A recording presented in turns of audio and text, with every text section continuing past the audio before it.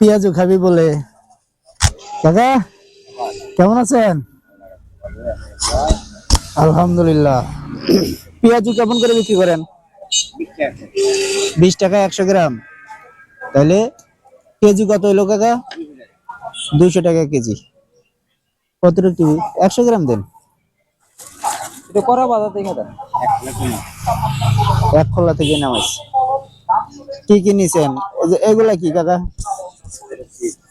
Chips. ওইটা খাইতাম, ওইটা ওইটা খুব পছন্দের জিনিস ছিল। হ্যাঁ, 10 টাকা প্যাকেট। তাহলে তো কম, এই যে এক একটা 10 টাকা করে কিনা খাওয়া লাগে। নাও আর কি নিবা? না, আমি আর কিছু নিতাম না। এটা নিবা? না কে খেলে খাও? না না না। তো কাকা ব্যবসা ভালোই চলতেছে না? আলহামদুলিল্লাহ। ঠিক আছে কাকা, ওকে ইনশাল্লাহ।